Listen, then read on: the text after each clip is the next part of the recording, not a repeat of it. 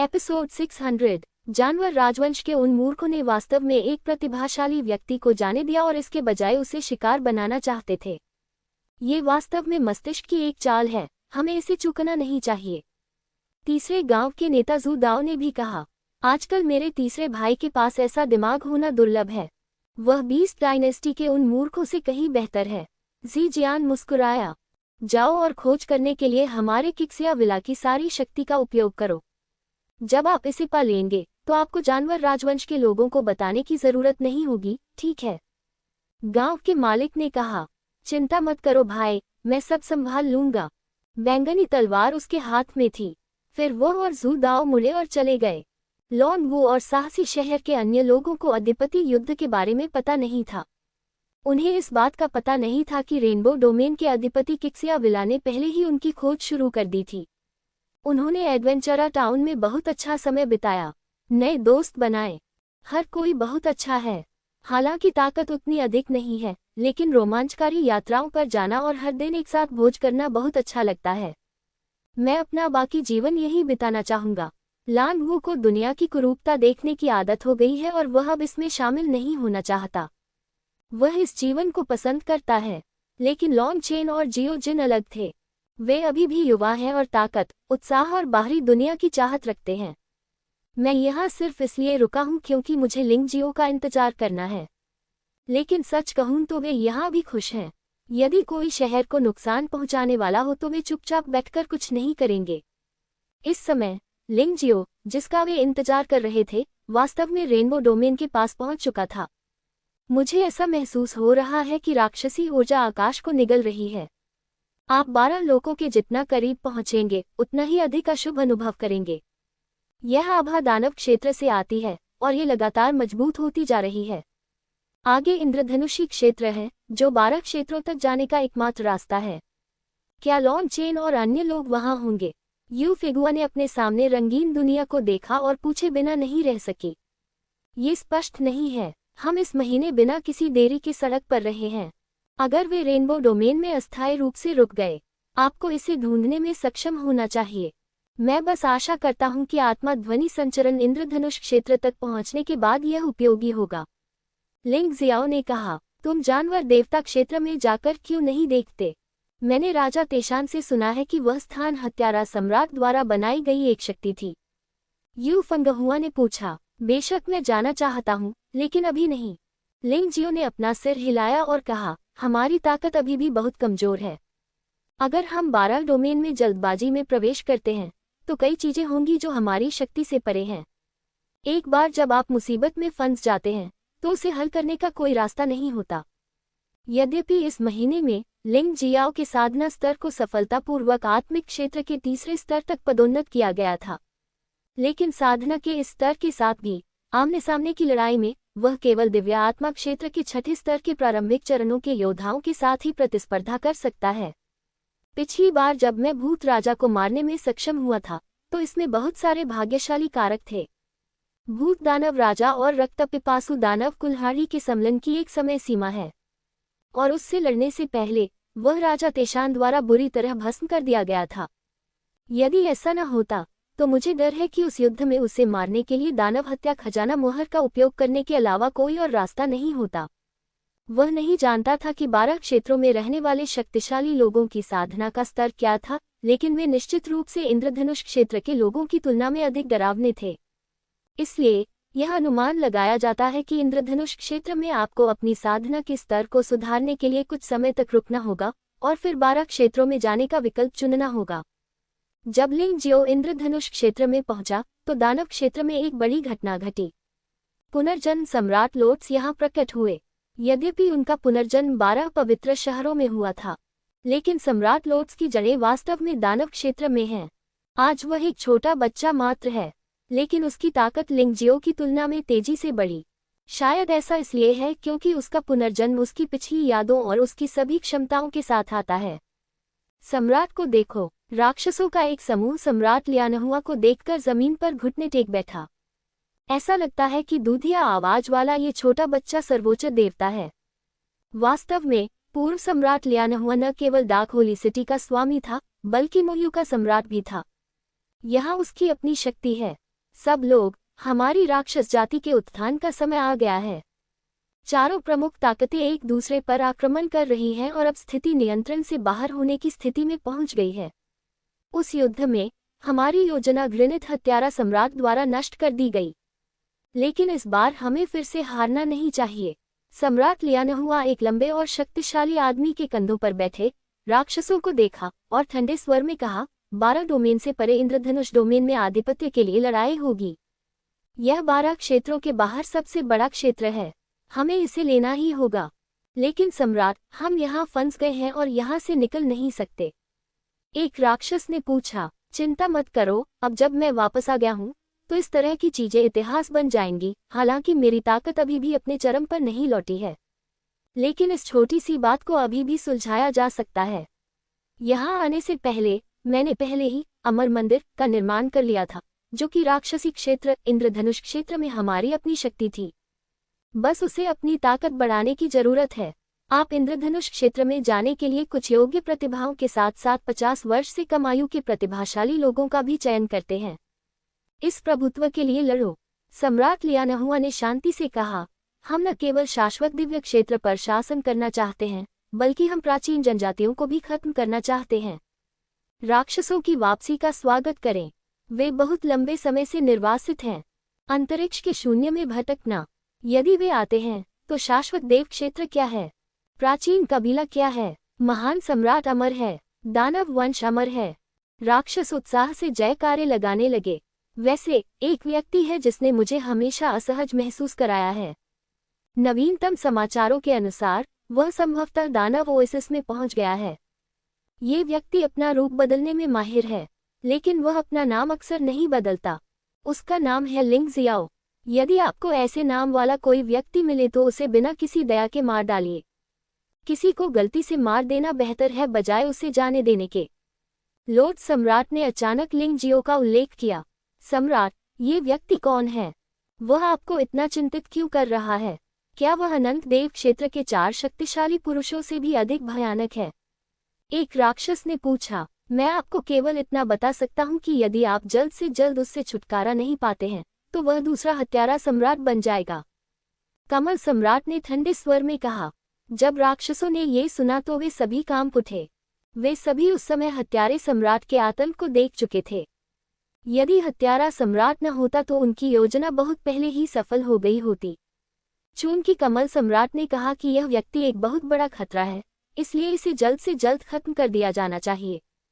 दानव क्षेत्र के समीप पशुदेव क्षेत्र में हत्यारा सम्राट 1 महीने के लिए प्रकट हुआ है। इस अवधि के दौरान पशुदेव क्षेत्र के सभी योद्धाओं को इसके बारे में पता था। हालांकि हत्यारा सम्राट अपने 2 भाइयों के साथ गुप्त रूप से बात कर रहा है। ऐसा लगता है कि चर्चा करने के लिए कुछ बहुत महत्वपूर्ण बात है। यद्यपि पशुदेव क्षेत्र के योद्धा हत्यारा सम्राट को देखने के लिए उत्सुक हैं, वे धैर्यपूर्वक प्रतीक्षा कर रहे हैं। अंततः 1 महीने बाद इसी दिन हत्यारा सम्राट और 2 महल स्वामी, जो कि डोमेन स्वामी भी हैं, ऊंचे महल से बाहर चले गए। आकाश में तैरते हुए। आश्चर्य की बात है कि आप पशु देवता क्षेत्र में कहीं भी खड़े हों, आप इन 3 आकृतियों को देख सकते हैं और वे बहुत स्पष्ट हैं। ये किसी प्रकार की जादुई शक्ति होगी, अन्यथा पशुदेव क्षेत्र इतना बड़ा है, आप इसे स्पष्ट रूप से कैसे देख सकते हैं? सभी पशु योद्धा श्रद्धापूर्वक भूमि पर घुटने टेककर वध सम्राट के व्याख्यान की प्रतीक्षा करने लगे। उन्होंने सिर्फ इस दृश्य के लिए हजारों साल और 1 महीने तक इंतजार किया था। हर कोई बहुत उत्साहित था, हर कोई जोश से भरा हुआ था। यहाँ तक कि जो लोग सोचते थे कि उनका खून ठंडा हो गया है, वे भी अब लड़ने की भावना से भर गए थे। वे उत्साहित होकर आंखों में आंसू लिए आकाश में उस आकृति को देखने लगे। शून्य में आकृति काले बाल बेतहाशा नाच रहे हैं, अपने हाथों को पीठ के पीछे बांधे हुए। उनमें एक अद्वितीय प्रभावशाली आभा थी जो दुनिया पर हावी थी। यद्यपि उसने अपनी प्रबल शक्ति नहीं दिखाई, फिर भी उसने असंख्य लोगों को भय से कांपने पर मजबूर कर दिया। तुम्हें पता है, जमीन पर घुटने टेके हुए ये कुछ मजबूत लोग शाश्वत ईश्वरीय क्षेत्र के सर्वोच्च अस्तित्व हैं। आत्मा क्षेत्र का 10वां स्तर, या यहाँ तक कि 10वें स्तर से भी आगे, जुवानवोक्लेश क्षेत्र में प्रवेश करना।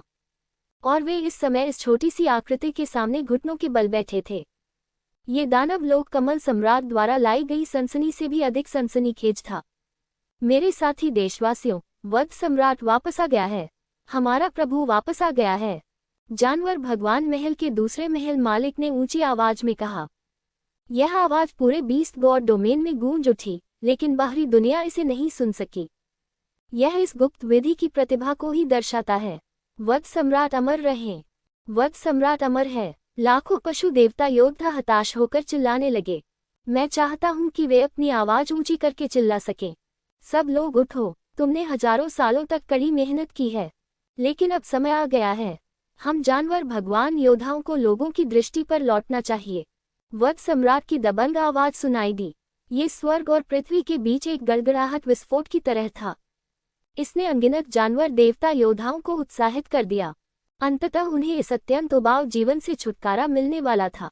कृपया आदेश दे सम्राट, हम जो खो चुके हैं उसे वापस लेना चाहते हैं। सभी लोग दहाड़े। वध सम्राट ने अपना हाथ हल्के से दबाया और लोग तुरंत शांत हो गए। जुआने युवान ये सम्राट, हाय आदेश सुनो। वध सम्राट ने फिर कहा। जुआने युवान ये जानवर देवता महल का दूसरा महल स्वामी, हत्यारा सम्राट का शपथबद्ध भाई है। डी हाय बीस्ट गॉड पैलेस का तीसरा महल स्वामी, किलिंग सम्राट का शपथबद्ध भाई भी है। वह पशु देव क्षेत्र में सबसे भयानक अस्तित्व भी है। मैं यहाँ हूँ। दोनों हत्यारे सम्राट के नीचे आए और झुके। इंद्रधनुष क्षेत्र में जाने के लिए श्रेष्ठ योद्धाओं का चयन करें, जिनमें सबसे श्रेष्ठ प्रतिभाशाली व्यक्ति भी शामिल हों। मैं आपके आदेश का पालन करता हूँ। यद्यपि वे नहीं जानते थे कि उन्हें रेनबो डोमेन में क्यों जाना है, लेकिन जुआनेवानिये और डीहाई ने नहीं पूछा। अतीत में वे हमेशा हत्यारे सम्राट के आदेशों का पालन करते थे। कोई पछतावा नहीं। हत्यारा सम्राट आगे बोला, आपको शायद पता नहीं होगा कि इंद्रधनुषी क्षेत्र एक रंगीन दुनिया क्यों बन गया है। क्योंकि वहाँ शाश्वत ईश्वरीय क्षेत्र का सबसे अनमोल खजाना है, शाश्वत हृदय।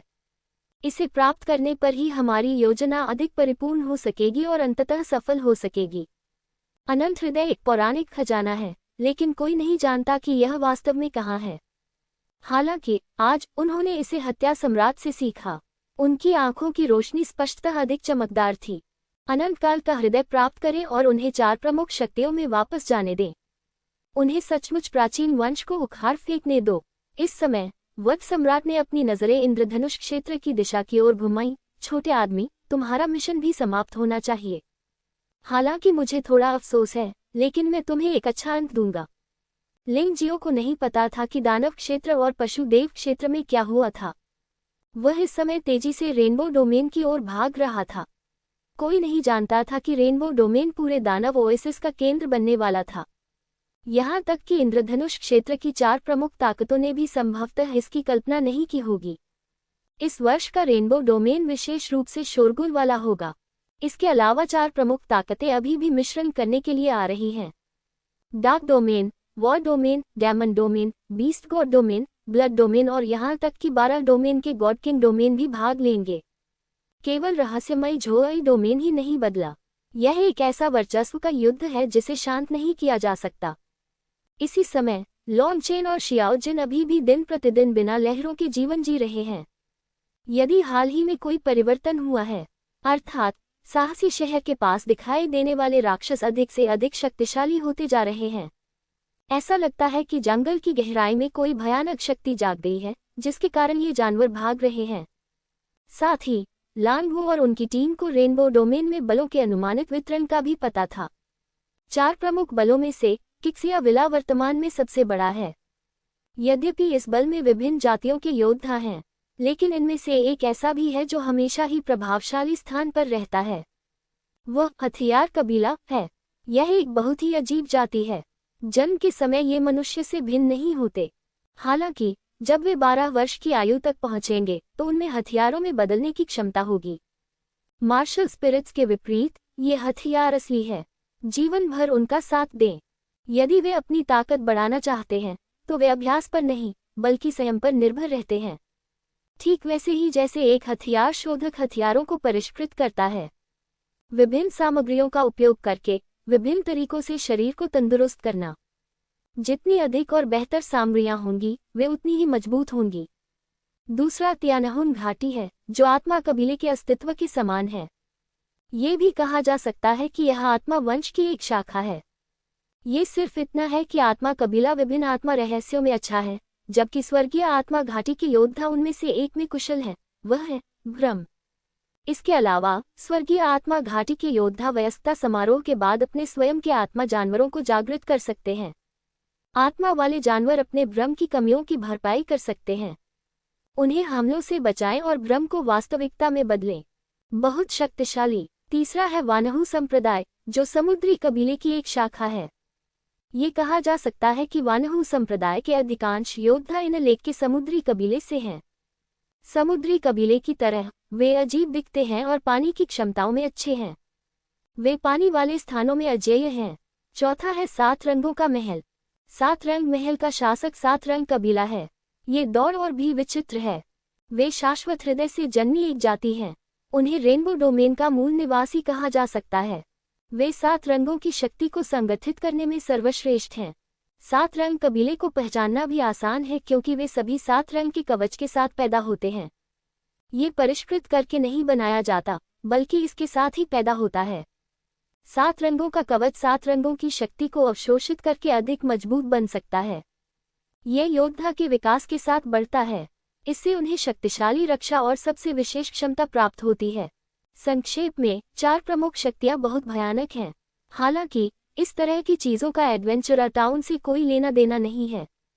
चाहे प्रभारी कोई भी हो, उनकी छोटी सी जगह जो हथेली के आकार की है, मूलतः निशाना नहीं बनाई जाएगी। यही कारण है कि वे यहाँ रहने और लिंगजियो की प्रतीक्षा करने को तैयार हैं। हालांकि आधिपत्य की लड़ाई शुरू होने के बाद रेनबो डोमेन में अराजकता की एक संक्षिप्त स्थिति होगी। उस समय एडवेंचर टाउन निश्चित रूप से संकट में होगा। लॉन्ग वू और उसके दोस्तों ने इस पर चर्चा की है। उन्हें ये जगह पसंद है, इसलिए चाहे जो भी हो, उन्हें इस शहर को कठिनाइयों से उबारना चाहिए। हालांकि मुसीबत अपेक्षा से अधिक तेजी से आई। इस दिन लॉन्ग चेन और उसके दोस्त राक्षस को मारने के लिए बाहर जाने वाले थे, लेकिन अचानक उन्हें आकाश से एक भयानक शक्ति गिरती हुई महसूस हुई। एक अत्यंत विशाल बैंगनी लंबी तलवार, एक भयानक रक्त लाल लंबा चाकू। सतर्क रहो। एडवेंचर टाउन में खतरे की घंटी बज उठी और हर कोई युद्ध की तैयारी में जुट गया। साहसिक शहर का सायरन बज उठा। अचानक आकाश में प्रकाश की 2 किरणें, एक लाल और एक बैंगनी, पड़ी। जमीन पर 10 मीटर से अधिक ऊंचाई वाला एक विशाल राक्षसी जानवर तुरंत मारा गया। इस राक्षसी जानवर की ताकत आत्मा क्षेत्र के डरावने 7वें स्तर तक पहुंच गई और वह तुरंत मारा गया। एडवेंचर टाउन के योद्धाओं को बहुत धक्का लगा, विशेष रूप से जियाओजिन और लॉन्ग चेन। उन्होंने स्पष्ट रूप से महसूस किया कि उन पर एक भयानक हत्या का इरादा बंद कर दिया गया था। भाई लांग, लगता है कोई परेशानी है। जियोजिन ने लॉन्ग चेन की ओर देखा और भौहें सिकोड़ लीं। हालांकि मुझे नहीं पता कि दुश्मन कौन है, लेकिन इस बार यह वाकई सिरदर्द है। दूसरों को दूर रहने दो, यह उनका कोई काम नहीं है। लॉन्ग चेन ने सिर हिलाया और फिर उसने और जियोजिन ने अन्य योद्धाओं से जल्दी से चले जाने का आग्रह किया, लेकिन उन योद्धाओं ने वहां से जाना नहीं चाहा। यहाँ तक कि कई योद्धा भी साहसी शहर से बाहर निकल रहे थे। यह उनका साझा घर है और अचानक यहाँ दुर्भावनापूर्ण बिन बुलाए मेहमान आ गए हैं। वे छोटे से शहर में कैसे रह सकते हैं और बाहर नहीं आ सकते? क्या हुआ? लांग वू भी घटनास्थल पर उपस्थित हुए। यह अभी तक स्पष्ट नहीं है, लेकिन ऐसा लगता है कि यह हम पर लक्षित है, लांग चेन ने कहा। लॉन्ग वू ने आकाश की ओर देखा। उसकी भौहें कसकर सिकुड़ गईं। उनमें से कम 2 आत्मा क्षेत्र के 8वें स्तर पर मजबूत हैं। छोटे शहर के अधिकांश योद्धा दिव्य आत्मा क्षेत्र के 5वें स्तर से नीचे हैं। ऐसे 2 शक्तिशाली बिन बुलाए मेहमानों का सामना करते हुए उन्हें स्पष्टतः जबरदस्त दबाव महसूस हुआ। हालांकि उन्होंने भागने का विकल्प नहीं चुना। इनमें से अधिकतर लोग बेघर लोग हैं, जिन्होंने अपने परिजनों को खो दिया है और भटककर यहाँ आ गए हैं। अंततः अपना घर मिलने के बाद स्वाभाविक रूप से मैं नहीं चाहता कि मेरा घर नष्ट हो जाए। मुझे उम्मीद नहीं थी कि हमारे रेनबो टेरिटरी में ऐसी जगह होगी। हालांकि यह कोई स्वर्ग नहीं है, फिर भी यह एक दिलचस्प छिपने की जगह है। बाकी सब सुनो, हम लॉन्ग वू, जिनमो और लॉन्ग चेन को ढूंढ रहे हैं। इसका आपसे कोई लेना देना नहीं है। अगर आप परेशानी नहीं पैदा करना चाहते तो बस दूर रहें। बैंगनी तलवार एक सौम्य विद्वान की तरह मानव रूप में बदल गई। दूसरे भाई, तुम इन लोगों से क्या बकवास कर रहे हो? अगर तुम मुझसे पूछो तो इस छोटी सी जगह को नष्ट कर दो। खून का चाकू भी मानव रूप में बदल गया और पहली नजर में वही क्रूर व्यक्ति जैसा लग रहा था। उन दोनों के प्रकट होने के कुछ ही देर बाद आकाश में एक सेना प्रकट हुई। वहां लगभग दसियों हजार लोग हैं। मुख्य बात तो वह झंडा है, वह बहुत डराने वाला है। ये किक्सिया विला है। एडवेंचरा टाउन के योद्धा बहुत जानकार हैं। आखिरकार वे सभी लोग हैं जिन्होंने दुनिया भर की यात्रा की है। किक्सिया विला से लोग यहाँ क्यों आते हैं? कुछ लोग भ्रमित हैं, कुछ डरे हुए हैं, कुछ चिंतित हैं। इतनी मजबूत टीम का सामना करते हुए कोई भी आसानी से नहीं खेल सकता। तीसरे भाई, बकवास मत करो। वे भी रेनबो टेरिटरी के लोग हैं। रेनबो टेरिटरी के वर्तमान मालिकों के रूप में हमें किक्सिया विला में अपने लोगों को तब तक नुकसान नहीं पहुंचाना चाहिए जब तक कि हमें ऐसा करना न पड़े। ज़ीजियान ने अपना हाथ हिलाया, फिर जियोजिन और लॉन्गचेन की ओर देखा और कहा, अगर मेरा अनुमान सही है तो आप दोनों जिनमो और लॉन्गचेन हैं। चिंता मत करो, इस बार आने का हमारा कोई बुरा इरादा नहीं है। मैं नहीं चाहता कि दूसरे लोग मेरे काम में दखल दें, इसलिए बेहतर है कि उन योद्धाओं को पीछे हटने दिया जाए, अन्यथा अगर उन्होंने गलती से किसी को चोट पहुंचा दी तो बुरा होगा। यद्यपि ये शब्द विनम्र थे, फिर भी इनमें धमकी का भाव निहित था। लॉन्गचेन ने एक कदम आगे बढ़ाया, ज़ीजियान को देखा और कहा, मुझे आश्चर्य है कि सीनियर हमें किस लिए देखना चाहते हैं। जब भी कोई घटना घटती है तो वह अपेक्षाकृत शांत रहता है। चूंकि दूसरे पक्ष ने शुरू से ही कोई कार्रवाई नहीं की, इसका मतलब था कि वह भी उसे मारना नहीं चाहता था और उसके साथ चर्चा करने के लिए कुछ होना चाहिए। इस समय कोई कार्रवाई करना बुद्धिमानी नहीं होगी। प्रतिद्वंद्वी रेनबो डोमेन का अधिपति है। एक बार जब वह कार्रवाई करेगा तो एडवेंचर टाउन वास्तव में बर्बाद हो जाएगा। इसलिए हम पहले स्थिति स्पष्ट कर सकते हैं। इससे पहले कि हम कुछ बात करें, आइए हम अपना परिचय दें। ज़ीजियान मुस्कुराया और कहा, आपको पहले से ही पता होगा कि हम किक्सिया विला से हैं। बात बस इतनी है कि हम अभी तक अपनी पहचान नहीं जानते। मेरा नाम ज़ीजियान है, मैं किक्सिया विला का दूसरा मालिक हूँ। यह मेरा तीसरा भाई ज़ू दाओ है, जो किक्सिया विला का तीसरा मालिक है। हम दोनों का आपको व्यक्तिगत रूप से आमंत्रित करना ईमानदारी का एक बड़ा उदाहरण है न? किक्सिया विला, ओह, ये रेनबो टेरिटरी की 4 प्रमुख ताकतों में से एक है और यह वर्तमान में अधिपति के पद पर है। ज़ियाओजिन ने अचानक कहा। लॉन्गचेन ने उनकी ओर देखा और कहा, यह हमारे लिए सचमुच बहुत सम्मान की बात है कि दोनों गांव के मालिक यहाँ व्यक्तिगत रूप से मौजूद हैं। आखिर हमें आप दोनों को व्यक्तिगत रूप से आने के लिए क्यों परेशान करना पड़ रहा है? अगर हमें कुछ करना है तो हम अपने अधीनस्थों से पूछ सकते हैं कि वे हमें कुछ बताएं। हम ऐसा करने से कैसे बच सकते हैं? बेटा, तुम बात करने में बहुत अच्छे हो, लेकिन अगर मैं सिर्फ अपने अधीनस्थों को ही काम सौंपता रहूंगा तो मुझे डर है कि मैं आपसे पूछ नहीं पाऊंगा। मैंने जानवर राजवंश के लोगों से सुना है कि आप लोगों ने जानवर राजवंश को उल्टा कर दिया है। यहाँ तक कि उसने कई बड़े कबीलों के नेताओं को भी मार डाला, जो वास्तव में अद्भुत था। क्या होगा यदि हम अपने अधीनस्थों को नीचे भेज दें और आप हमें मार डालें? ज़ीजियान मुस्कुराया, सीनियर मजाक कर रहे हैं, हमें कोई शिकायत नहीं है। ज़ियाओजिन और मैं लोगों को अंधाधुंध तरीके से कैसे मार सकते हैं? लॉन्गचेन ने कहा। जियोजिन ने कभी ज्यादा कुछ नहीं कहा क्योंकि वह जानता था कि उसका स्वभाव बहुत खराब है। यदि असहमति होगी तो झगड़ा शुरू हो जाएगा। फिलहाल बातचीत की गुंजाइश अभी भी है और इसका मतलब यह नहीं है कि कोई कार्रवाई की जाएगी। इसलिए उसने गुप्त रूप से शक्ति एकत्रित की और संचार का काम लॉन्गचेन पर छोड़ दिया। लांगवू ने एक शब्द भी नहीं कहा। वे भी गुप्त रूप से तैयारी कर रहे हैं। प्रतिष्ठित किक्सिया विला में संवाद करना इतना आसान नहीं है। अगर शब्द ठीक से नहीं चले और लड़ाई शुरू हो जाए तो आपको तैयार रहना होगा। ठीक है, अब और बकवास मत करो। चूंकि तुमने हमसे पूछा है कि हम क्यों आए हैं, तो मैं तुम्हें बताता हूँ। आपने रेनबो डोमेन में डोमेन मास्टर के लिए लड़ाई के बारे में सुना होगा, है ना? हम किक्सिया विला में वास्तव में डोमेन मास्टर की स्थिति लेना चाहते हैं।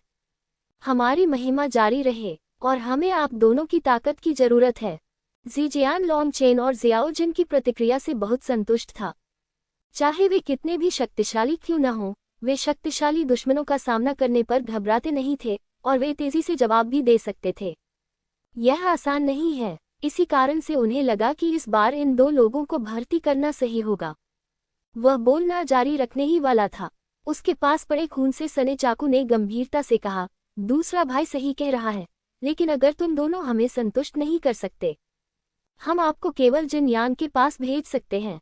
आप नहीं जानते कि जिनयान कौन है ना? वह एक शक्तिशाली व्यक्ति है जिसे पशु राजवंश ने तुम्हारा शिकार करने के लिए भेजा है। मैंने सुना है कि आपने जिन्ना नाम की एक महिला को मार डाला है, और यह जिनयान जिन्ना का भाई है।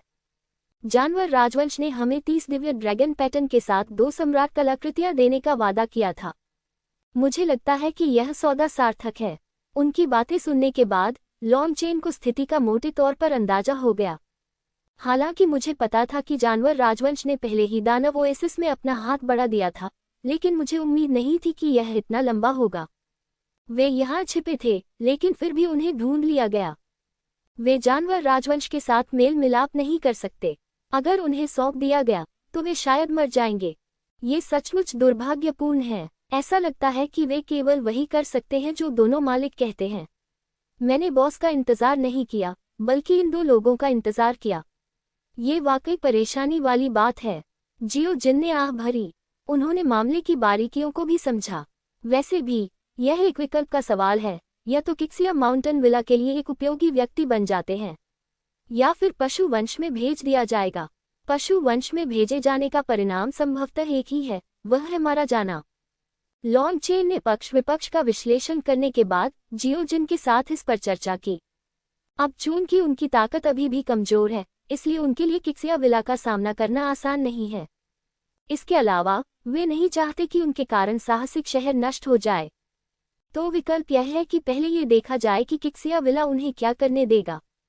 तो लॉन्गचेन ने कहा, बस हमें ये बताओ कि दोनों गांव के मालिक हमसे क्या करवाना चाहते हैं।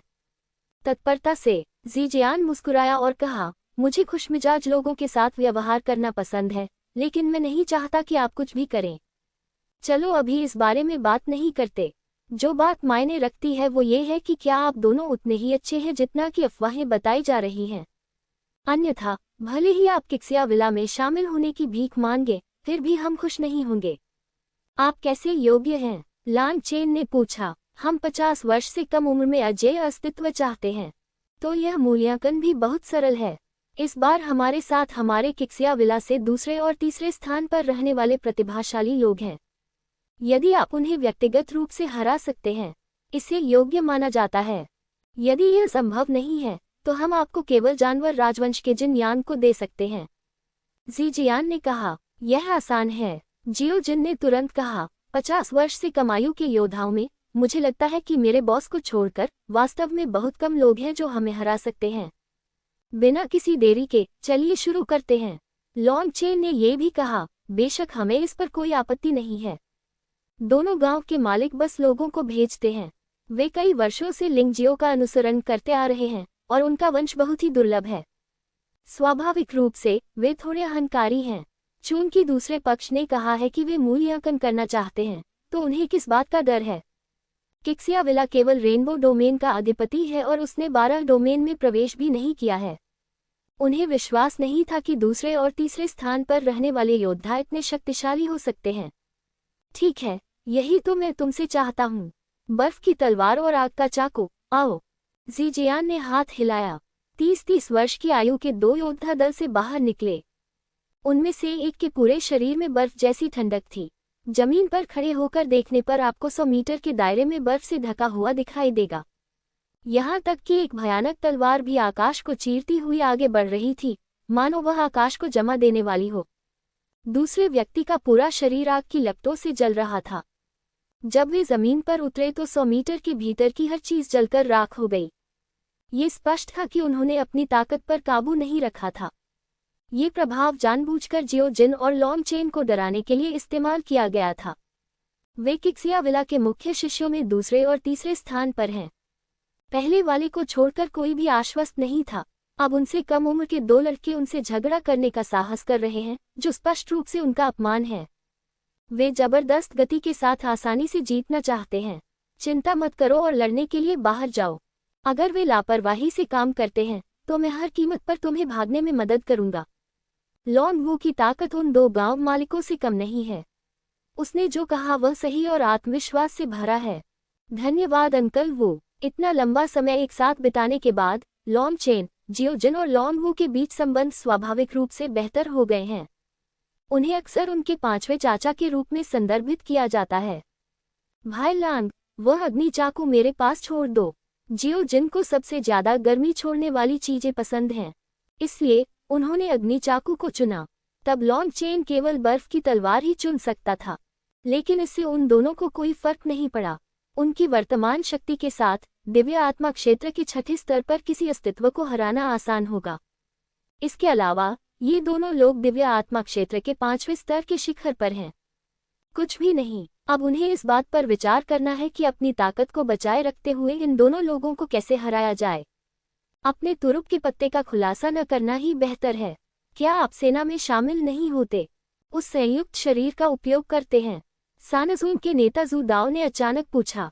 फ्यूजन बॉडी, ऐसा लगता है कि दोनों गांव के मालिकों ने हमारी अच्छी तरह से जांच कर ली है, लेकिन इसकी कोई जरूरत नहीं है। वे हमें सम्मिलन निकाय का उपयोग करने की अनुमति देने के लिए पर्याप्त योग्य नहीं हैं। लांग चेन ने कहा। ये सत्य था, लेकिन इससे बर्फ की तलवार और आग की तलवार क्रोधित हो गईं। बिंगजियान ने ठंडे स्वर में कहा, दो लोग जो आकाश की ऊंचाइयों को नहीं जानते, हमारे किक्सिया विला को आप जैसी विदेशी सहायता की आवश्यकता नहीं है। देखो हम तुम्हें कैसे हराते हैं। हुआदाओ ने ये भी कहा। गांव के मालिक ने कहा कि अगर मैं तुम्हें मार सकता हूं तो मैं तुम्हें बिना रिपोर्ट किए सीधे मार दूंगा। यदि आप मर जाते हैं तो ये साबित होता है कि आप पर्याप्त मजबूत नहीं हैं। तो दुनिया पर एक आखिरी नज़र डालने के लिए तैयार हो जाओ। हाँ, धरती पर कौन नहीं जानता कि आसमान कितना ऊंचा है और धरती कितनी ऊंची है। क्या तुम्हें कुछ पता नहीं है? जियाओ जिन ने उपहास किया और आग के चाकू की ओर दौड़ पड़ा। वह बहुत जल्दी गुस्सा हो जाता है। दूसरे पक्ष के अहंकार को सुनने के बाद वह स्वाभाविक रूप से दया नहीं दिखाएगा। बस उसे तुरंत मार डालो। जैसे ही आप ऊपर जाते हैं, यह एक पागल आक्रमण है। बात सिर्फ इतनी है कि उसमें बदलाव नहीं आया है, जिसका मतलब है कि उसकी लड़ाकू प्रभावशीलता अधिकतम तक नहीं बढ़ी है। लेकिन फिर भी आग की छुरी को दबा दिया गया है। तुम गुस्सैल आदमी हो। क्या तुम अभी भी पागल हो? मास्टर जिन, मैं तुम्हारी लपटें निगल जाऊंगा। जियो जिन दहाड़ा और मारक अग्नि कृपाण कदम दर कदम पीछे हट गया। दो गांव के मालिकों, अगर आपकी प्रतिभा इतनी मजबूत है तो मुझे नहीं लगता कि मुझे कोई कार्रवाई करने की जरूरत है। वे हमारे लिए कोई मुकाबला नहीं है। लॉन्ग चेन ने जी जियान और जू दाओ को देखा और कहा, हर कोई बड़ी बड़ी बातें कर सकता है। युद्ध के बाद हमें अहंकारी होना बंद कर देना चाहिए। इससे पहले कि बैंगनी तलवार और रक्त तलवार प्रतिक्रिया कर पाती, बर्फ की तलवार ने पहले ही लॉन्ग चेन को मार डाला था। लॉन्ग चेन ने उपहास किया, लेकिन उसके हाथ ड्रैगन के पंजे में बदल गए और उसकी पीठ से सुनहरे ड्रैगन पंख उगाए। लड़ने के लिए बस शक्तिशाली ड्रैगन शरीर और बर्फ तलवार पर भरोसा करें। बिंगजियन स्वाभाविक रूप से तलवारबाजी में अच्छा है, और हथियार कबीले के वयस्क होने के समारोह के बाद मनुष्य और तलवार की एकता को प्राप्त करना आसान है।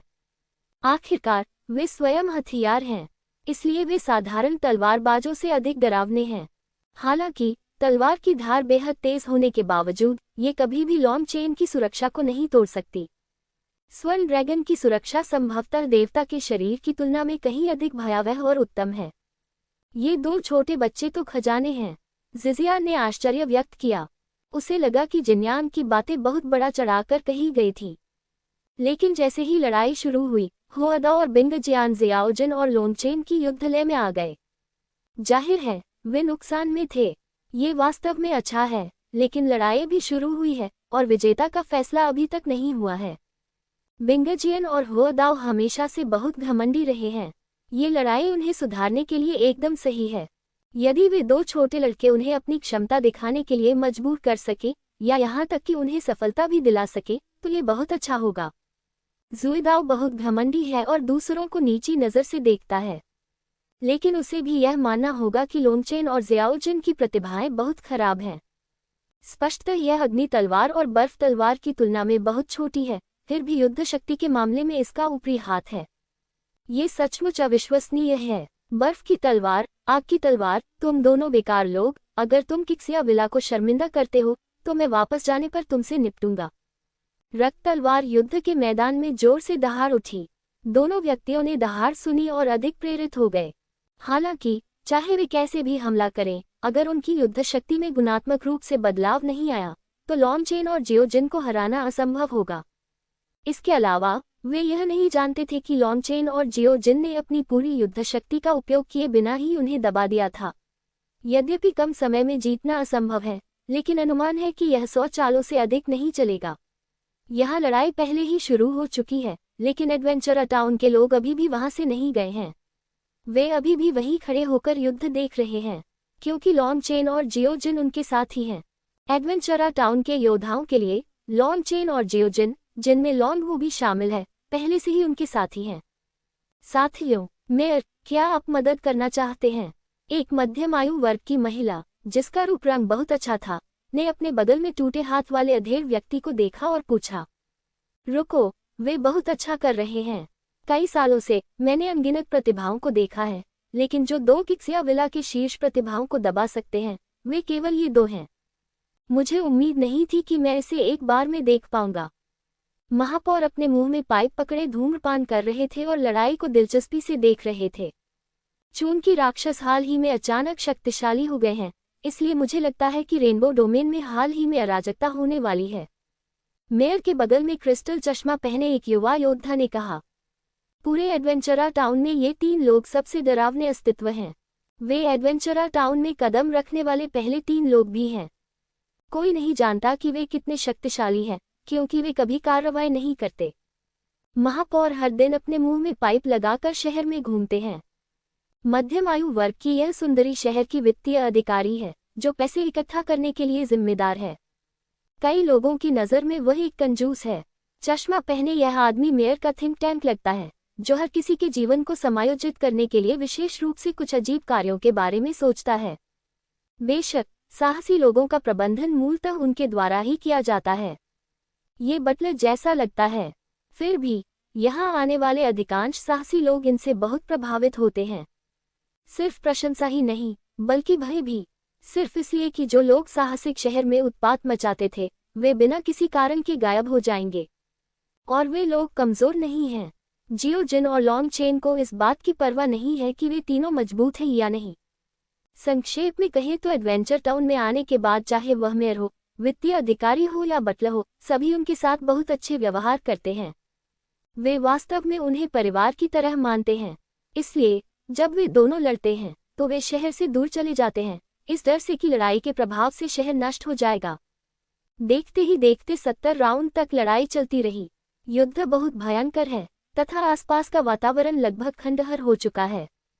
यदि जियो जिन और लॉन्गचेन ने शहर से दूर रहने की कोशिश नहीं की होती, तो शहर निश्चित रूप से प्रभावित होता। अग्नि ब्लेड, बर्फ तलवार, समय बर्बाद करना बंद करो और अपनी पूरी ताकत दिखाओ। यह कोई प्रतियोगिता नहीं है। आपको अपने प्रतिद्वंद्वी को दुश्मन के रूप में कल्पना करनी होगी और उसे मारने का लक्ष्य बनाना होगा। ब्लड ब्लेड ने आदेश दिया। बैंगनी तलवार उसे रोकना चाहती थी, लेकिन इसके बारे में सोचने के बाद उसने हार मान ली। यदि नहीं, तो हम जियो जिन और लॉन्गचेन की असली प्रतिभा और ताकत कैसे देख सकते हैं? हाँ, बर्फ तलवार और आग ब्लेड ने आदेश का पालन किया और अचानक बदल गए। उनमें से एक 3 मीटर लंबी बर्फ की तलवार में बदल गई। उनमें से एक 3 मीटर लंबी अग्नि तलवार में बदल गई। वे उन्मत्त होकर लड़ने लगे। लॉन्गचेन और शियाओ जिन, जो शुरू में ऊपरी हाथ में थे, एक पल में दबा दिए गए। मुझे लगता है कि वे कुछ खास नहीं हैं, बस उन्हें मार दो और आप 30 ड्रैगन पैटर्न के साथ 2 सम्राट हथियार प्राप्त कर सकते हैं। रक्त चाकू ने ठंडी सांस ली और घृणा से कहा। बर्फ तलवार और अग्नि चाकू ने अपनी पूरी ताकत लगा दी और वे इस तरह हो गए। हालांकि ताकत अभी भी अच्छी है, लेकिन यह मत भूलो कि इस बार हमें न केवल जानवर राजवंश की मदद मिली है, बल्कि शैडोगेट की प्रतिभा की सहायता भी मिली है। इन 2 लोगों के लिए अच्छे खजाने को खोना और बिना किसी कारण के बीस्ट राजवंश को अपमानित करना उचित नहीं है। पर्पल स्वॉर्ड ने अपना सिर हिलाया और कहा, चिंता मत करो, यह अभी खत्म नहीं हुआ है। आप हमेशा इतने अधीर रहते हैं, क्या होगा अगर आप असली प्रतिभा से चूक गए? दूसरे भाई, अगर तुम्हें यकीन न हो तो देख लो। अगर वे जीत गए तो मैं उन्हें एक एक जादुई हथियार दूंगा। रक्त चाकू ने कहा। भाई लांग, ऐसा लगता है कि कोई हमें कम आंक रहा है।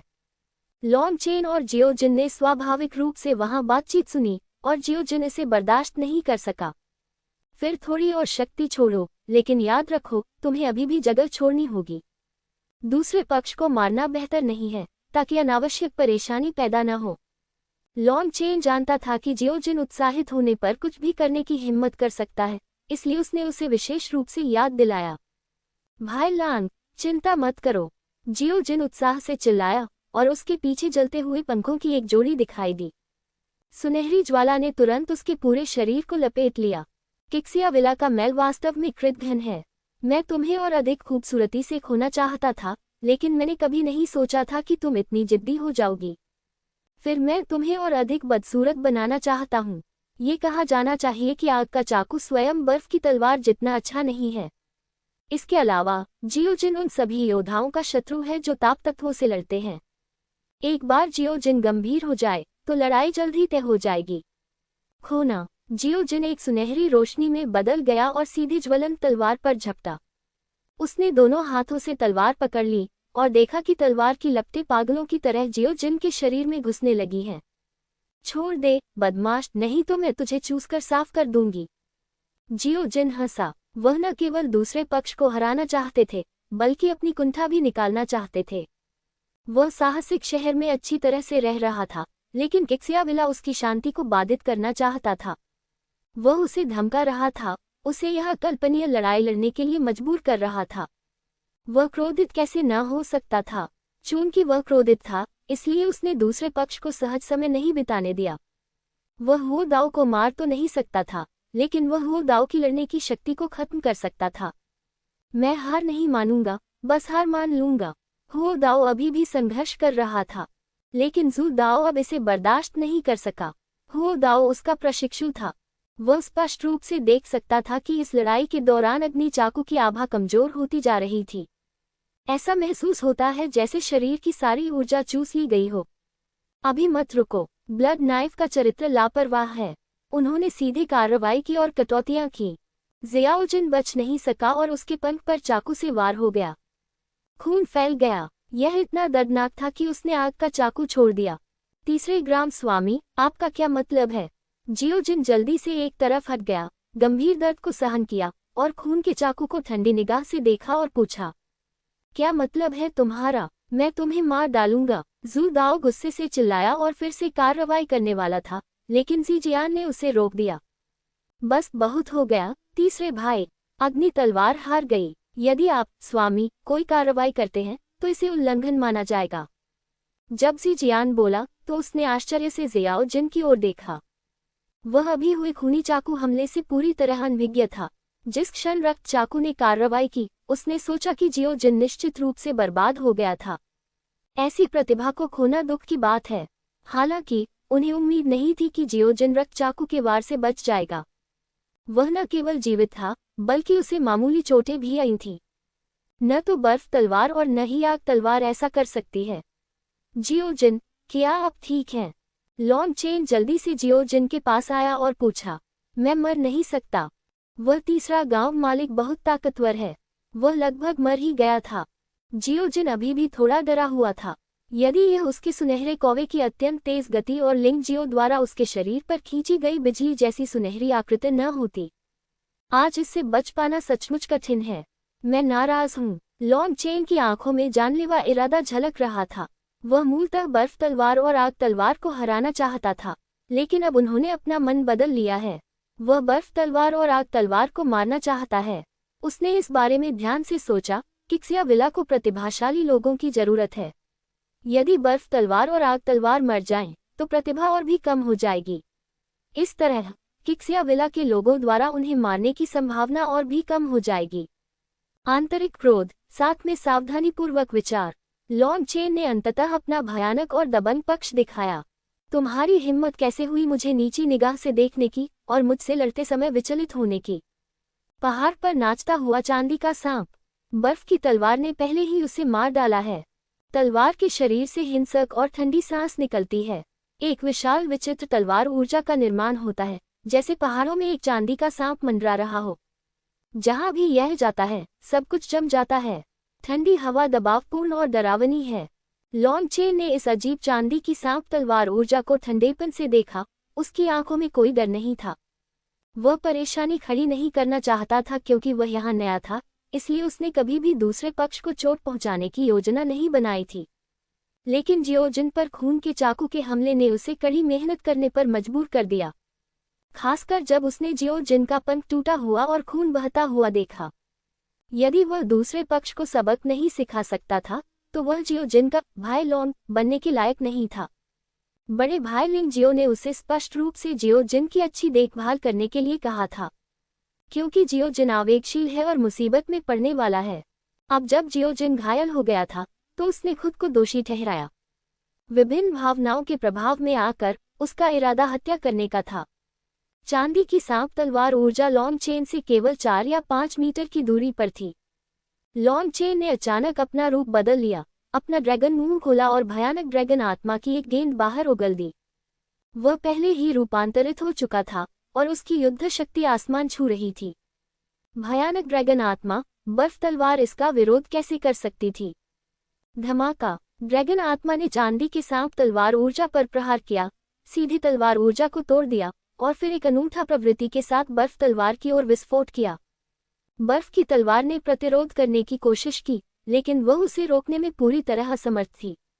इस भयानक ड्रैगन आत्मा द्वारा मारा जाने पर उसने सीधे मानव रूप दिखाया, खून थूका और उसका चेहरा पीला पड़ गया।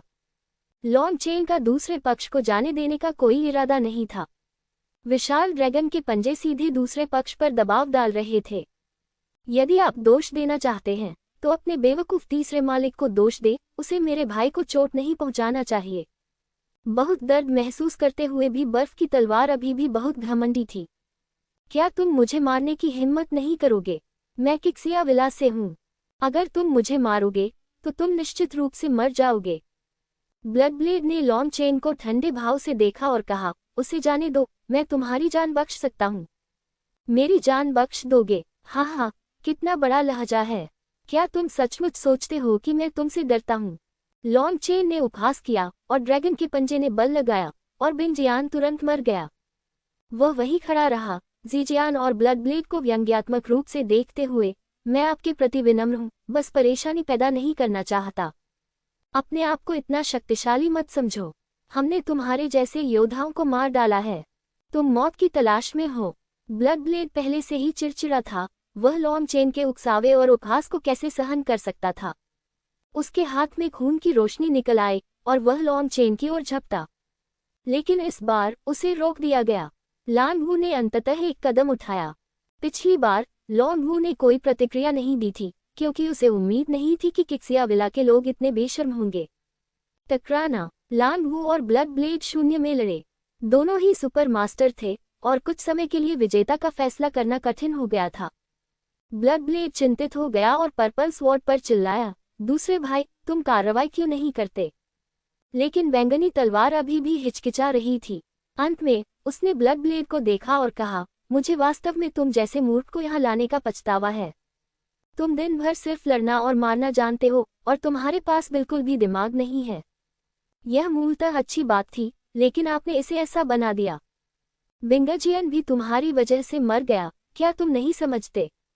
बैंगनी तलवार रक्त ब्लेड की तुलना में बहुत शांत थी। अब बिंगजियन मर चुका है और मृत्यु के बाद पुनर्जीवित करना असंभव है, जिसका अर्थ है कि किक्सिया विला ने एक शीर्ष प्रतिभा खो दी है। यदि आप इस समय भी लॉन्ग चेन और जियो जिन को अपमानित करते हैं तो यह इन दो प्रतिभाओं को बाहर धकेलने के बराबर है। बहुत मूर्खतापूर्ण। जहां तक बिंगजियन का बदला लेने की बात है तो आप तब तक इंतजार कर सकते हैं जब तक कि आधिपत्य की लड़ाई खत्म नहीं हो जाती। इस वजह से उसने ब्लडब्लेड को डांटा, दूसरे भाई, आप। बिंगजियन की मदद के बिना ब्लडब्लेड के लिए लॉन्ग वू को हराना असंभव है। अंततः क्रोधित होकर वह अपनी मूल स्थिति में लौट आया। किसी को उम्मीद नहीं थी कि इस समय फायर ब्लेड घायल जियो जिन को मार देगा। हुओ दाओ अभी अभी असफलता की छाया से बाहर आया था। वह जियाओ जिन को अपना आंतरिक दानव मानता था। उसने महसूस किया कि अपनी गरिमा को बहाल करने के लिए उसे जियो जिन को मारना होगा। उसने अपने पूरे शरीर पर धधकती हुई ज्वालाएं छोड़ी। उसने स्वयं को एक विशाल आग के गोले में बदल लिया, जैसे कोई उल्कापिंड आसमान से गिर रहा हो। इस समय वह स्पष्टतः अपने जीवन के लिए संघर्ष कर रहा था। विनम्र लड़के, तुम मुझे नहीं हरा सकते, बिल्कुल नहीं। हमारा क्यूई कबीला स्वर्ग और पृथ्वी की आत्मा है और सबसे उत्कृष्ट जाति है। आप तो एक पशु योद्धा हैं, आप हमारी तुलना कैसे कर सकते हैं? मैं तुम्हें मार डालूंगा, मुझे तुम्हें मारना ही होगा। इस समय स्थिति सचमुच बहुत खतरनाक है। लॉन्ग चेन ने अभी अभी बिंग जियान को मारा था और वह जियो जिन से बहुत दूर था। लॉन्ग वू और जू दाओ ने अभी अभी लड़ाई बंद की थी और बचाव के लिए बहुत देर हो चुकी थी। लेकिन वो दाओ पहले ही जियो जिन के सामने आ चुका था। धधकती लपटों ने पृथ्वी को जलाकर काला कर दिया। दूर से ही साहसिक शहर के योद्धाओं को अत्यंत गर्म एहसास महसूस हो सकता था। महापौर, यदि आप अभी कार्रवाई नहीं करेंगे तो बहुत देर हो जाएगी। वित्तीय अधिकारी ने महापौर की ओर देखा और कहा, चिंता मत करो, वह आदमी इतना कमजोर नहीं है। मेयर ने अपना सिर हिलाया। उसने ज़ियाओ जिन की आंखों में जानलेवा इरादा और आत्मविश्वास देखा, इसीलिए उसने कोई कदम नहीं उठाया। हालांकि जियो जिन का एक पंख टूटा हुआ था, लेकिन टूटे पंखों वाला सुनहरा कौवा अभी भी सुनहरा कौवा ही है। पूरा शरीर सुनहरे प्रकाश से चमक रहा है और शक्ति बेतहाशा उबल रही है। उन्होंने भी अपना रूपांतरण किया। ज़ीजियान के पास वास्तव में हुओ दाओ को रोकने का मौका था, लेकिन उसने ऐसा नहीं किया। वह बस चिल्लाया और फिर चुप हो गया। उसका विचार सरल था। अगर वह चाहता था कि लॉन्ग चेन और शियाओ जिन उसकी बात माने, तो उसे इन दोनों छोटे लड़कों को ये बताना होगा कि वह कितना शक्तिशाली है। बिंग जियान को अपनी आखिरी चाल चलने का समय नहीं मिला, क्योंकि उसकी मृत्यु हो चुकी थी। लेकिन हुओ दाओ ने इसका इस्तेमाल किया। उसे विश्वास नहीं था कि घायल जियो जिन अभी भी इसे रोक सकता है। दूसरों ने सोचा कि जियो जिन इस समय बहुत निष्क्रिय और उदास था। वास्तव में वे गलत थे। इस समय जियो जिन बहुत उत्साहित था। यद्यपि कोई पंख बिना किसी कारण के कट गया हो, फिर भी वह पुनः उगाता है। लेकिन अस्थि मज्जा तक पहुंचा दर्द गायब नहीं होगा। वह मूल रूप से अपना गुस्सा निकालने के लिए हुओ दाओ को मारना चाहता था, लेकिन उसके पास कोई उपयुक्त कारण नहीं था। अब दूसरा पक्ष उसे मारने आया है, सिर्फ उसे मारने के लिए। प्रलय दिवस पागल चाकू। विशाल आग का गोला अंततः एक विशाल अग्नि चाकू में बदल गया। हालांकि इस बार ज्वलंत लंबा चाकू बड़ी संख्या में अग्निरनस के साथ चमक रहा था। हमले की शक्ति पिछली बार से कहीं अधिक थी। यह उनका सबसे शक्तिशाली आक्रमण और उनका तुरुप का पत्ता था। मैंने इसे आधिपत्य की लड़ाई के लिए बचाकर रखने का इरादा किया था, लेकिन मुझे इसका इस्तेमाल आज करना पड़ा। मरो, नीच पशु मानव। शून्य में फायर ब्लेड का भ्रामक चेहरा दिखाई दिया। वह दहाड़ते हुए बोला, जियो जिन को पूरी तरह से मार डालना चाहता था। स्वर्ग और पृथ्वी के बीच गर्मी खिल गई। साहसिक शहर के कई योद्धाओं को फिर से दूर रहना पड़ा। ये भयावह गर्मी आत्मा क्षेत्र के 5वें स्तर के योद्धा के लिए भी असहनीय होगी। ऐसा भयानक एहसास हो रहा था कि शरीर पिघलने वाला है। वास्तव में यह कोई भ्रम नहीं था। यदि दूरी 100 मीटर के भीतर होती तो संभवतः ही पिघल जाती। जियो जिन को महसूस हो रहा था कि प्रतिद्वंद्वी के हमले की शक्ति आत्मा क्षेत्र में 6ठे स्तर के योद्धा के हमले की शक्ति के बहुत करीब थी। उसके हृदय में कोई उथल पुथल नहीं थी। हालांकि लॉन्ग चेन बहुत चिंतित था। हालांकि वह जियो जिन पर एक भाई के रूप में विश्वास करता था, फिर भी वह चिंता करने से खुद को नहीं रोक सका। लॉन्ग चेन जियो जिन के बारे में चिंतित था, इसलिए वह जल्दी से उसके पास गया। लेकिन उसे जियो जिन ने रोक दिया। भाई लांग, यहाँ मत आना। ये छोटा सा हमला मेरा कुछ नहीं बिगाड़ सकता। लॉन्ग चेन रुक गया और उसने भयानक ऊष्मा ऊर्जा को महसूस किया। अचानक शांत हो गया। यदि यह बिंग जियान था जिसने यह बड़ा कदम उठाया, तो जियो जिन मुश्किल में पड़ जाएगा। आखिरकार वह घायल हो गया था और अपनी पूरी ताकत नहीं लगा पा रहा था। लेकिन प्रतिद्वंद्वी हुओ दाओ था, इसलिए चिंता करने की कोई जरूरत नहीं थी। आखिरकार जियो जिन उन सभी योद्धाओं का शत्रु हो सकता है जो ऊष्मा ऊर्जा का उपयोग करते हैं। वह उत्साह से दौड़कर नहीं आया। किक्सिया विला के योद्धाओं ने हुओ दाओ की जय जयकार करने के लिए चिल्लाया। लॉन्ग चेन ने बिंग जियान को मार दिया। वे असहज होंगे और स्वाभाविक रूप से उम्मीद करते हैं कि हुओ दाओ जियो जिन को मार सकता है। इस तरह से कम यह एक ड्रॉ था।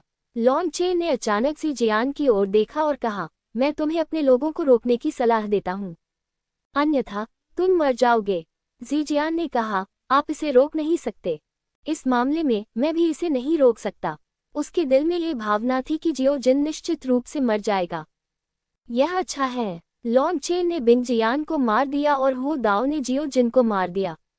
ये बराबर है। अपने अधीनस्थों को समझाना आसान है और लॉन्ग चेन के साथ जियो जिन की आवश्यकता नहीं हो सकती है। लेकिन उसे कुछ भी समझ नहीं आया। लॉन्ग चेन ने जो मृत्यु कहा, वह हुओ दाओ को संदर्भित करता है, न कि जियो जिन को। विशाल प्रलयकालीन पागल तलवार पागलपन से नीचे गिर गई। इससे पहले कि वह जमीन पर गिरती, भयानक तलवार ऊर्जा ने ज़ियाओ जिन के आसपास के सभी शिष्यों को चकनाचूर कर दिया था। जमीन पर आग जल रही थी। टूटी हुई दरारों से आग की लपटें निकलने लगीं। ऐसा महसूस हुआ जैसे ज्वालामुखी विस्फोट हो गया हो। इस समय कुछ लोगों को छोड़कर लगभग सभी योद्धाओं को लगा कि जियो जिन का अंत हो चुका है। इतना भयानक हमला अगर यह वास्तव में जियो जिन पर हुआ तो जियो जिन के बचने की कोई संभावना नहीं होगी।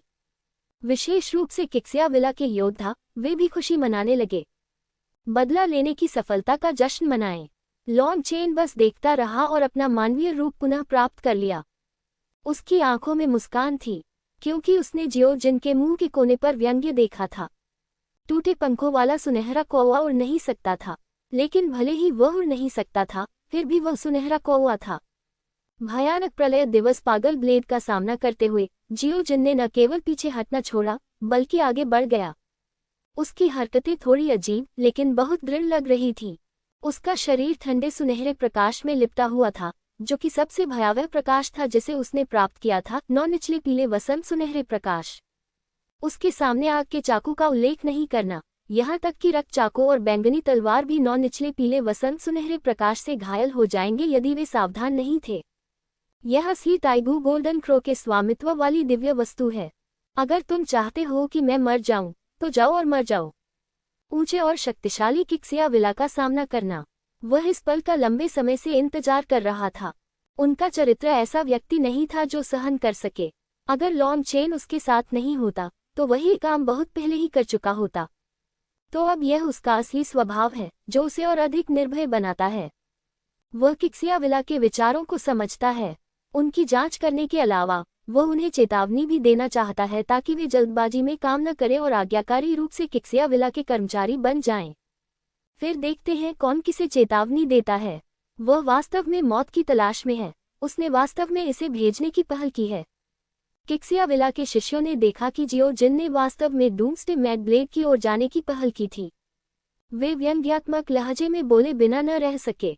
शायद वह अधिक वीरतापूर्वक मरना चाहता है, क्योंकि वह जो भी करे वह बेकार ही लगता है।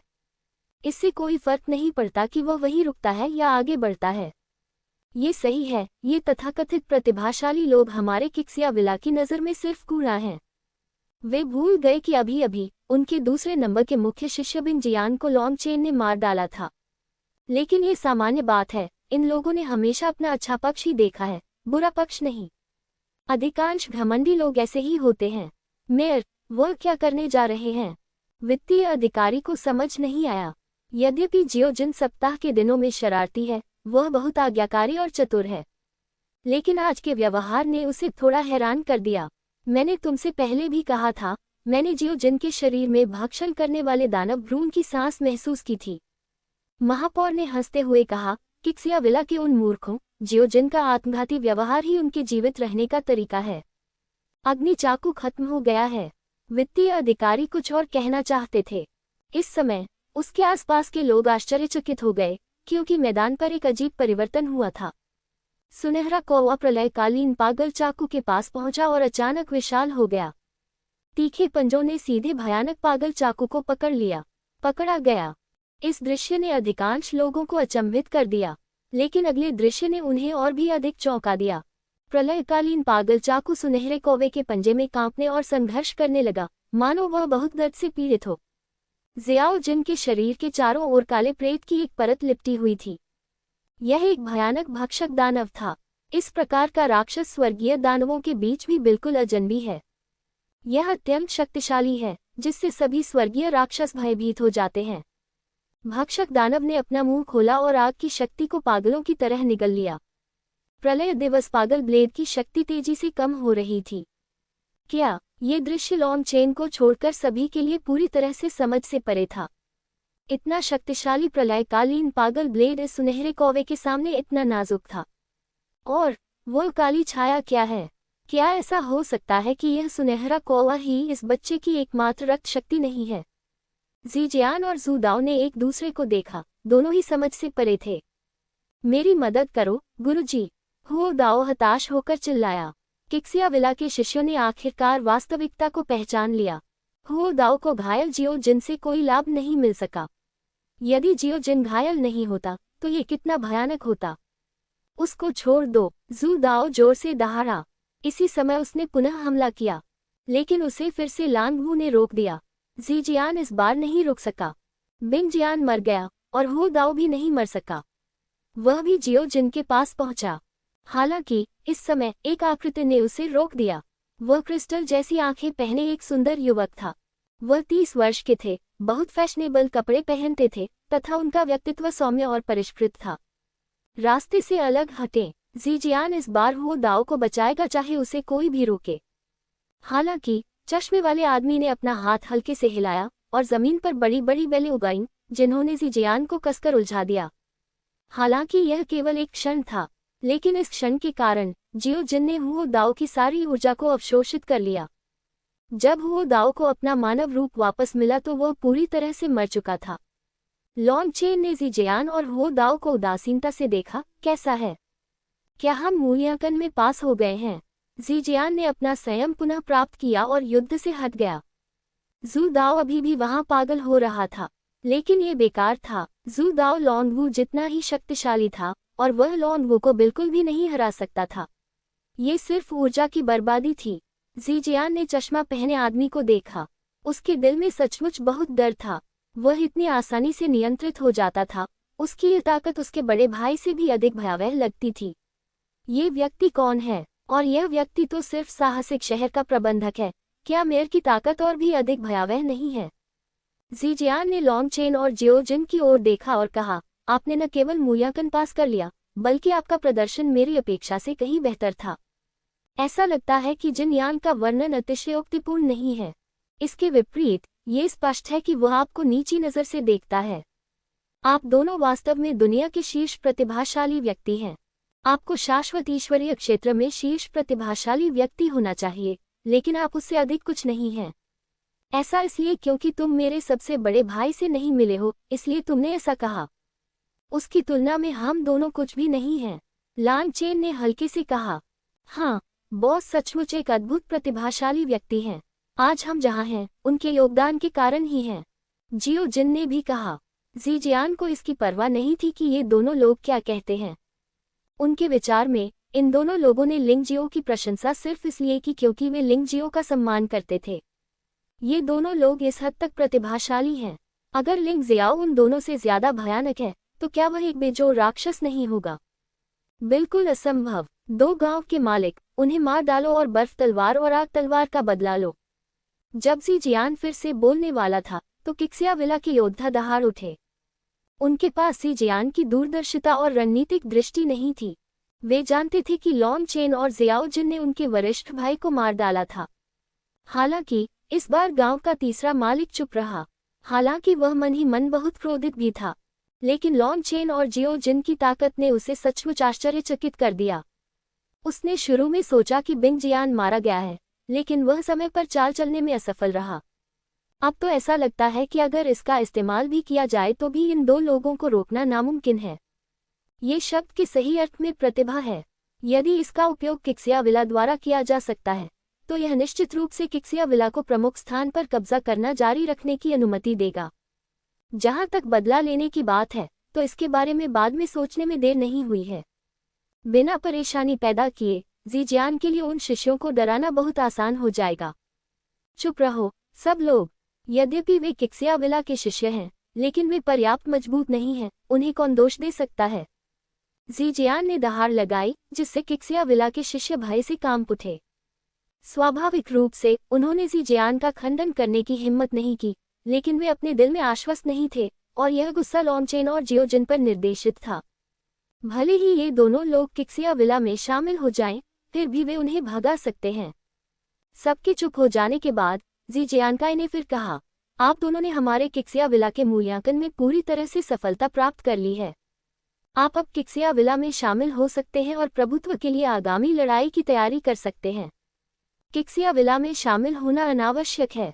हम आपके लिए केवल अधिपतियों की लड़ाई में उपस्थित होने का वादा करते हैं। लॉन्ग चेन ने जीजियान के सुझाव को अस्वीकार कर दिया। हम किक्सियाविला इंद्रधनुष क्षेत्र में सबसे मजबूत हैं, क्या आपको ऐसा नहीं लगता? ज़ीजियान की भौहें सिकुड़ गईं। ये सच नहीं है। मेरा सबसे बड़ा भाई लिंगजियो हम दोनों का मालिक है। अगर वह आपके किक्सिया विला में शामिल होने के लिए तैयार है, तो स्वाभाविक रूप से हमारे पास कहने के लिए कुछ नहीं होगा। यदि वह इच्छुक नहीं है, तो स्वाभाविक रूप से हम भी इच्छुक नहीं होंगे। इसलिए फिलहाल इस मामले का जिक्र नहीं किया जाना चाहिए। चलो तब तक इंतजार करते हैं जब तक मेरा सबसे बड़ा भाई रेनबो टेरिटरी में नहीं आ जाता। लॉन्ग चेन ने अपना सिर हिलाया और कहा, ठीक है, मैं तुमसे वादा करता हूँ। ज़ीजियान की आंखों में एक ठंडी रोशनी चमक उठी। उसका मूल विचार ये था कि इन दोनों लोगों को अधिपति युद्ध में भाग लेने में मदद की जाए और फिर बाद में उन्हें मार दिया जाए। इससे कोई फर्क नहीं पड़ता कि दूसरी पार्टी किक्सिया विला में शामिल होती है या नहीं। बस मुझे अस्थायी रूप से एक पहचान दे दो। दो छोटे भाइयों, अगर आपको सिर्फ एडवेंचर टाउन की खातिर मजबूर होना पड़ता है, तो आपको ऐसा करने की जरूरत नहीं है। जब लॉन्ग चेन बोलने ही वाला था, एडवेंचर टाउन के मेयर बोल पड़े, छोटा किक्सिया विला हमारा कुछ नहीं कर सकता। लॉन्ग चेन के मन में वास्तव में यही विचार था। अन्यथा वर्तमान स्थिति को देखते हुए वह दूसरे पक्ष के अनुरोध को पूरी तरह से अस्वीकार कर सकता है। दूसरे पक्ष द्वारा उन्हें बलपूर्वक छीनना बेकार होगा। लॉन्ग वू और चश्मे वाले आदमी की ताकत बैंगनी तलवार और खूनी चाकू को रोकने के लिए पर्याप्त थी। महापौर ने यह बात बहुत ज्यादा कह दी। ज़ीजियान ने हल्के से कहा, बेशक आपके बीच बहुत मजबूत लोग हैं, लेकिन क्या आप गारंटी दे सकते हैं कि अन्य लोग मारे नहीं जाएंगे? इसलिए बेहतर यही है कि आपने जो वादा किया है उसके बारे में अपना मन न बदलें। हमारी कोई अत्यधिक मांग नहीं है ना? क्या महापौरों को आपस में ही खून खराबा करना होगा? उन्होंने जो कहा वह पूरी तरह से धमकी थी। महापौर ने आह भरी और कुछ नहीं बोले। दरअसल यही उसकी कमजोरी है। वह शक्तिशाली है, लेकिन साहसिक शहर के प्रत्येक नागरिक की रक्षा नहीं कर सकता। यदि एक भी व्यक्ति मरता है तो उसे बहुत दुख होगा। मेयर, हमें जाने दीजिए। ऐसा ही होगा कि यह अधिपति युद्ध निश्चित रूप से पूरी दुनिया में प्रसिद्ध हो जाएगा और तब तक मेरे सबसे बड़े भाई के लिए हमें ढूंढना आसान हो जाएगा। लॉन्ग चेन ने मेयर की लाचारी देखी और कहा, वह ये भी नहीं चाहता था कि उसके और शियाओ जिनके कारण शहर में किसी को चोट पहुंचे। ये बुद्धिमानी भरा निर्णय है।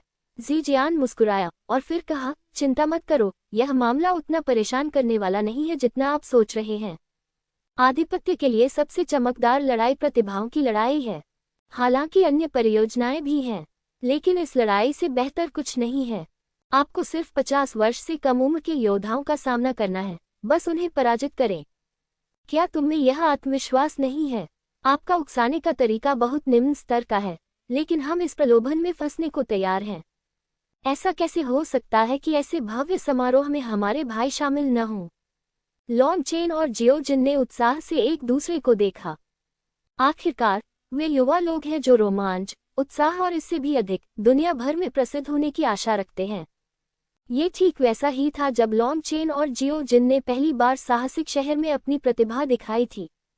लिंग जियो अभी अभी इंद्रधनुष क्षेत्र के किनारे पर पहुंचा था। आगे इंद्रधनुष डोमेन का प्रवेश द्वार है। इसकी रक्षा शक्तिशाली संरक्षक जानवर और योद्धा करते हैं। यद्यपि रेनबो डोमेन और आइस एंड स्नो समिट जैसे अन्य डोमेन के बीच कोई अलगाव नहीं है, फिर भी आदिम जंगल का एक बड़ा क्षेत्र मौजूद है। कोई भी उन जंगलों में जल्दबाजी में प्रवेश करने का साहस नहीं करता। इसलिए वास्तव में इंद्रधनुष क्षेत्र में प्रवेश का केवल एक ही रास्ता है। वे लानवो और अन्य लोगों के समान ही रास्ते पर चल रहे हैं। लिंग जियो की गंध की तीव्र भावना के साथ, भले ही 1 महीना बीत चुका था, वह अभी भी हवा में जियो जिन और लॉन्ग चेन की गंध सूंघ सकता था। लगता है हम सही जगह पर आए हैं, वे इंद्रधनुष क्षेत्र में हैं। लिंग जियाओ ने किनारे पर यू फांगहुआ से कहा, तो फिर जल्दी से जाकर उन्हें ढूंढो। यू फांगहुआ ने कहा, न केवल मुझे उन्हें खोजने की आवश्यकता है, बल्कि इससे भी महत्वपूर्ण बात यह है कि मास्टर ने मुझे बताया कि यद्यपि इंद्रधनुष क्षेत्र 12 क्षेत्रों के बाहर का क्षेत्र है, लेकिन यह अजीब बात है कि उसके पास पूरे शाश्वत ईश्वरीय क्षेत्र को नियंत्रित करने के लिए पर्याप्त शक्ति है। वह त्यानयान की कला में निपुण है और उसने गणना की है कि इंद्रधनुष क्षेत्र हाल ही में शांतिपूर्ण नहीं होगा। मुझे डर है कि यह ऐसा स्थान बन जाएगा जहां प्रमुख ताकतें आधिपत्य के लिए प्रतिस्पर्धा करेगी। हमें हितों को विकसित करना जारी रखना चाहिए और इस अराजकता में मजबूत बनना चाहिए। लिंग जियाओ ने कहा, तिशान जनजाति के साथ जो हुआ वह हमें एक क्रूर तथ्य बताता है। बिना ताकत के सब बेकार है, भले ही आपका इतिहास कितना भी लंबा क्यों न हो, भले ही आपके पास शक्तिशाली खजाने हो, आप उनका उपयोग नहीं कर पाएंगे। यदि वे पर्याप्त शक्तिशाली होते तो दानव हत्या खजाना सील के सिर्फ टुकड़े ही पूरे भूत दानव कबीले की सेना को नष्ट करने के लिए पर्याप्त होते। मेरे लिए भी यही बात लागू होती है। मेरी वर्तमान साधना का स्तर बहुत खराब है और मैं दानव वध मुहर का उपयोग करने के योग्य नहीं हूँ। एक बार इसका इस्तेमाल करने पर किसी की जान जाना तय है। मैं और भी मजबूत होता जाऊंगा। मैं तुम्हें कभी नहीं रोकूंगा और मैं तुम पर बोझ नहीं बनना चाहता। जब से कियानकुंजी लिंगजियो के पक्ष से गायब हो गई है, यू फेगुआ ने अपनी ताकत के महत्व को गहराई से महसूस किया है। आप लापरवाही से नहीं छिप सकते। अगर आपकी ताकत बहुत कमजोर है तो ये लिंग जियाओ को नीचे खींच लेगी। मजबूत बनने की आशा और अपने भाइयों को खोजने के लक्ष्य के साथ लिंग जियाओ और यू फेगुआ ने इंद्रधनुष क्षेत्र में कदम रखा। यहाँ सीमा सुरक्षा उतनी सख्त नहीं है, क्योंकि मूलतः दानव ओएसिस एक ऐसा स्थान था जहाँ विभिन्न जातियाँ एकत्रित होती थीं। जब तक वह कोई राक्षस नहीं है तब तक कोई समस्या नहीं होगी। इसलिए लिंग जियाओ और यू फेगुआ ने आसानी से चेकपॉइंट पार कर लिया और इंद्रधनुष डोमेन में प्रवेश कर गए। और रास्ते में उन्होंने कुछ बहुत उपयोगी जानकारी भी सीखी। उदाहरण के लिए इंद्रधनुष क्षेत्र में 4 प्रमुख बल। उदाहरण के लिए आधिपत्य के लिए आगामी लड़ाई। एक खबर ऐसी भी है जो उसके लिए बहुत महत्वपूर्ण है, वह है दानव हत्या खजाने की मुहर के टुकड़े। राक्षस वध खजाने की सील टूटने के बाद उसके टुकड़े पूरे राक्षस उद्यान में बिखरे हुए प्रतीत हुए। लिंगजियो ने अपने शरीर में दानव हत्या खजाने की मुहर के माध्यम से अन्य टुकड़ों की जानकारी महसूस की। निकटतम स्थान उनसे लगभग 200 मील दूर है। राहगीरों से पूछने पर मुझे पता चला कि वह दिशा किसे शहर थी। 7 रंग शहर में 7 रंग महल का निवास है। दानव हत्या खजाना सील दानव ओएसिस में काफी प्रसिद्ध है। ऐसा कहा जाता है कि यह मूल रूप से देव क्षेत्र पर्वत का खजाना था। बाद में दानव क्षेत्र के साथ लड़ाई में ये टूट गया। दिव्य क्षेत्र पर्वत का केवल 1/3 भाग ही बचा है। बाकी लोग लापता हैं। सामान्य परिस्थितियों में केवल वे लोग ही टुकड़ों का पता लगा सकते हैं जिनके पास दानव हत्या खजाना मुहर है। लिंग जियाओ किसी शहर जाना चाहता था लेकिन थोड़ा चिंतित था। वह अन्य टुकड़ों को भी महसूस कर सकता है और अन्य लोग भी उसके शरीर पर दानव हत्या खजाने की मुहर के टुकड़ों को महसूस कर सकते हैं। क्या ऐसा नहीं होगा कि जैसे ही आप काइस शहर में प्रवेश करेंगे आपका दुर्भाग्य समाप्त हो जाएगा? जियो, मेरे पास दानव हत्या खजाना मुहर की आभा को अवरुद्ध करने का एक तरीका है, लेकिन इसके साथ ही आप अब दानव हत्या खजाना मुहर के टुकड़ों को महसूस नहीं कर सकते हैं। यू फेंगहुआ ने कहा, कुछ नहीं, वैसे भी मुझे पता है कि वह चीज काइस शहर में है। काइस शहर पहुंचने के बाद हम सही स्थान निर्धारित कर सकते हैं। बस खोजने के लिए मेरी ताइची आंख का उपयोग करें। लिंग जियाओ ने कहा, ठीक है, तो फिर मेरे सीलिंग जादू का उपयोग करके राक्षस हत्या खजाने की सांस को अस्थायी रूप से सील कर दो। यू फेगुआ ने जादू का उपयोग करके राक्षस हत्या खजाने की मुहर की सांस को सील कर दिया। फिर वे दोनों तेजी से किसी शहर की ओर दौड़े। काइस शहर में लगभग आधे लोग काइस जनजाति से हैं।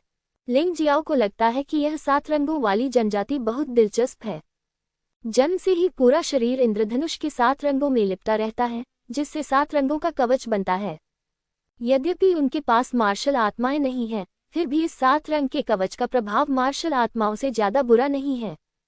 7 रंग स्वयं को इंद्रधनुष क्षेत्र का स्वामी मानते हैं। वह स्वयं को इंद्रधनुष का पुत्र भी कहता है। इसलिए जनजाति के लोग बहुत घमंडी हैं और अन्य जातियों को निम्न जाति मानते हैं।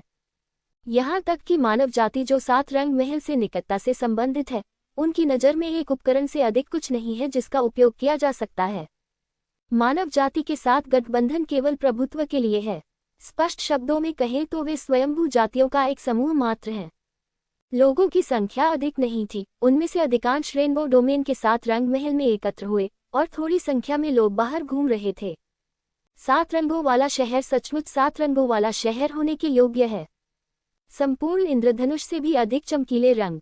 यह एक रंगीन दुनिया है और विभिन्न रंगों का बहुत चतुराई से मिलान किया गया है ताकि लोगों को सौंदर्य थकान महसूस न हो। शहर का आकार मूलतः 10 स्वर्ण शहरों के बराबर है। इसे बहुत बड़ा कहा जा सकता है। लिंग जियाओ और यू फेगुआ को क्वीसे शहर में प्रवेश करते समय किसी भी कठिनाई का सामना नहीं करना पड़ा। किसी भी परेशानी की तो बात ही छोड़िए, क्योंकि यह 7 रंगों वाली जनजाति सोचती है कि वे महान हैं, इसलिए वे ऐसे घटिया काम नहीं करेंगे। जब तक आप 7 कलर सिटी में परेशानी पैदा नहीं करते, राक्षसों को छोड़कर हर कोई प्रवेश कर सकता है। फैंगहुआ, मुहर खोलो। मैं राक्षस हत्या खजाने की मुहर के टुकड़ों का सटीक स्थान निर्धारित करना चाहता हूँ। लिंग जियाओ ने क्यू से शहर में एक सुदूर स्थान ढूंढा और यू फेगुआ से कहा, जब मैं तुम्हें रोकने के लिए कहता हूँ तो आप तुरंत मुहर को फिर से शुरू कर देते हैं। जब तक समय पर्याप्त नहीं है, कोई भी हमारी स्थिति को सुरक्षित नहीं कर पाएगा। यू फेगुआ ने सिर हिलाया और तुरंत सील खोल दी। लिंग जियो ने जल्दी से एक इमारत को बंद करने के लिए राक्षस हत्या करने वाली मुहर का इस्तेमाल किया और फिर यू फेगुआ ने मुहर को फिर से चालू कर दिया। लक्ष्य को किसी एक इमारत तक सीमित कर दे, फिर यह आसान हो जाएगा। बाकी के लिए इसे उसकी ताइची आंख पर छोड़ देना ही पर्याप्त था। जब वे दोनों इस इमारत में आए तो उन्होंने ऊपर देखा कि यह 7 कलर्स ट्रेडिंग कंपनी नामक एक व्यापारिक कंपनी थी। ये नाम स्पष्टतः 7 रंगों वाले महल से सीधे संबंधित है। हालांकि इसमें जाना थोड़ा जोखिम भरा होगा, फिर भी डेमन स्लेयर सील की असली शक्ति को बहाल करने के लिए उसे यह जोखिम उठाना पड़ा। जियो, मुझे कोई परिचित सा व्यक्ति दिख रहा है, यू फांगहुआ ने अचानक सावधानी से कहा। जान पहचान। लिंग जियाओ एक पल के लिए स्तब्ध रह गया, फिर यू फेगुआ द्वारा बताई गई दिशा में देखने लगा। वे वास्तव में परिचित हैं और बहुत करीबी परिचित हैं। क्या ये यांग होंग नहीं है जो मूल वू साम्राज्य की प्रतिभा सूची में दूसरे स्थान पर था, जिसके साथ हमने मिलकर लड़ाई लड़ी थी? क्या आप एक दूसरे से मिलने जाना चाहेंगे? यू फंगहुआ ने पूछा। अभी के लिए इसे भूल जाओ। लिंग जियाओ ने इसके बारे में सोचा और यहाँ तक कि अपना रूप भी बदल लिया। और यू फांगहुआ ने भी भेष बदल लिया। ऐसा क्यों है? अब आप मानव जाति के महान नायक हैं और यांग होंग के साथ आपके संबंध खराब नहीं हैं। यू फांगहुआ ने हैरानी से कहा। नायक वास्तविक होते हैं, लेकिन वे केवल लोगों के मन में ही विद्यमान होते हैं। उन कैर्यवादियों की नज़र मेरे शरीर के खजाने पर है।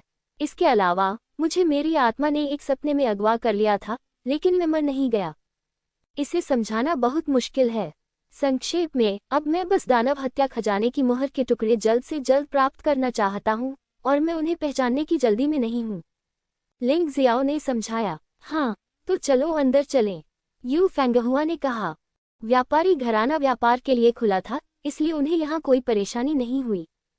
इसके अलावा वे दोनों मनुष्य हैं और वे किसी भी मामले में 7 रंग कबीले के सहयोगी हैं। चाहे 7 रंग कबीले के लोग उसे कितना भी नीची नज़र से देखें, वे कभी भी उसे अनायास ही अपमानित नहीं करेंगे। क्यू से ट्रेडिंग कंपनी में प्रवेश करने के बाद लिंग जियो ने परत दर परत खोज करने के लिए अपनी ताइची आंखें खोली। क्यू से ट्रेडिंग कंपनी बहुत बड़ी है, जिसमें कुल 7 मंजिलें हैं। प्रत्येक मंजिल का क्षेत्रफल बड़ा है। 6ठी मंजिल पर राक्षस हत्या खजाने की मुहर के टुकड़े खोजने में लिंग जियो को 4 घंटे से अधिक समय लगा। दिलचस्प बात यह है कि यह टुकड़ा कभी नहीं मिला। इसके बजाय किसी अज्ञात व्यक्ति द्वारा इसे तलवार में परिवर्तित कर दिया गया। ये तलवार साधारण नहीं है, इसमें 10 दिव्य ड्रैगन पैटर्न है, इसलिए कीमत बेहद महंगी है। यदि लिंग जियो को दानव हत्या खजाने की मुहर के टुकड़े चाहिए, तो उसे पहले तलवार प्राप्त करनी होगी। समस्या यह है कि उसके पास पर्याप्त आध्यात्मिक क्रिस्टल नहीं है, क्योंकि आध्यात्मिक क्रिस्टल सभी कियानकुन क्षेत्र में हैं और कियानकुन क्षेत्र अभी भी लॉन्गवू के हाथों में है। यार, क्या तुम मुझे ये तलवार दिखा सकते हो? लिंग जियाओ ने इस चारपाई में बैठे आदमी से कहा। क्लर्क ने लिंग जियो की ओर देखा और कहा, यह संभव है, लेकिन आपको गारंटी के रूप में कम से कम 1000 आध्यात्मिक क्रिस्टल प्रदान करने होंगे। आखिर यह एक अनमोल खजाना है। अगर कोई मेहमान इसे तोड़ दे तो मैं, एक छोटा लड़का, इसे बर्दाश्त नहीं कर सकता। लिंग जियाओ ने भौहें सिकोड़ ली। उसके पास अब 1000 आध्यात्मिक क्रिस्टल नहीं थे, यहाँ तक कि 100 आध्यात्मिक क्रिस्टल भी नहीं थे। उनके शरीर पर लगे आध्यात्मिक क्रिस्टल उन्हें आयरन माउंटेन जनजाति द्वारा दिए गए थे, जो कुल मिलाकर केवल 100 थे। यद्यपि उन्होंने गुइशा कबीले के घर पर छापा मारा, लेकिन उन लोगों ने आध्यात्मिक क्रिस्टल तोप पर मौजूद सभी आध्यात्मिक क्रिस्टल का उपयोग कर लिया। अब कुछ भी नहीं बचा है। लिंग जियाओ अब एक कंगाल बन गया है। क्या आप यहाँ कुछ इकट्ठा करते हैं? लिंग जियो ने अचानक पूछा। वहाँ कोई आध्यात्मिक क्रिस्टल नहीं है, लेकिन उसके पास बहुत सारी अच्छी चीजें हैं, विशेषकर अमृत। Heavenly tyrant martial soul chapter 5600। मैं इसे ले लूंगा, बेशक मैं इसे ले लूंगा, लेकिन हमारी किसी ट्रेडिंग कंपनी केवल उच्च गुणवत्ता वाला सामान चाहती है। अगर यह साधारण सामान है तो इसे माफ कर दिया जाता है। वह लड़का भी क्यूसे कबीले से है, इसलिए उसका रवैया हमेशा काफी घमंडी रहा है। ऐसा लगता है कि इस व्यवसाय में वास्तव में ग्राहकों की कोई कमी नहीं है। ठीक है, मैं 100 उपचारात्मक गोलियां और 100 क्यूई बढ़ाने वाली गोलियां निकालने जा रहा हूं। लिंग जियाओ ने कहा, अतिथि, आपको क्या लगता है कि मैं आपके साथ क्या करने जा रहा हूं? उपचार की गोलियां और क्यूई बूस्टिंग गोलियां बस सबसे बुनियादी गोलियां हैं। मैंने आपसे कहा था, हम केवल सर्वोत्तम गुणवत्ता चाहते हैं। मेरे पास करने के लिए और कुछ नहीं है। मुझे अन्य लोगों का ख्याल रखना है। कृपया जैसा आप चाहें वैसा करें। उस आदमी ने लिंगजियो को और भी नीची नज़र से देखा। मैं आपका मजाक उड़ाने के मूड में नहीं हूँ। बोलने से पहले आपको अमृत पर एक नज़र डाल लेनी चाहिए। लिंगजियो परेशानी पैदा नहीं करना चाहता था, वह बस चुपचाप वह लेना चाहता था जो वह चाहता था। लेकिन उस आदमी के पास अब धैर्य नहीं था और वह व्यापारिक घराने के गार्डों पर चिल्लाया, इन 2 बेचारे लड़कों को बाहर निकालो। लिंग जियाओ ने भौहें सिकुड़ी। इस आदमी को वास्तव में घमंडी होने की आदत थी। मैंने उनसे सिर्फ अमृत की गुणवत्ता देखने के लिए कहा था, लेकिन उन्होंने मना कर दिया। गार्डों ने चिल्लाने की आवाज़ सुनी और दौड़कर वहां पहुंचे। हमें लिंगजियो और यू फांगहुआ के खिलाफ कार्रवाई करने की जरूरत है। लिंगजियो अपने दिल में असहाय महसूस कर रहा था। ये वास्तव में आकाश से आने वाली आपदा थी। ये तो ज्यादा है। जैसे ही वह गार्डों को डराने के लिए कुछ करने वाला था, एक आदमी खड़ा हो गया। यह आदमी मोटा और अच्छे कपड़े पहने हुए था, और वह एक 7 रंग वाली जनजाति भी है। बात बस इतनी सी है कि उनका व्यक्तित्व अन्य 7 रंग वाली जनजातियों से स्पष्टतः भिन्न है। उसकी मुस्कुराहट में कोई अलगाव नहीं था। क्या ये बॉस हॉन्ग नहीं है? मुझे आपके आनंद में खलल डालने के लिए खेद है। वे सिर्फ 2 गरीब हैं। मुझे बताएं कि आप यहाँ कौन सी उपचार गोलियां और क्यूई बूस्टिंग गोलियां बेचना चाहते हैं।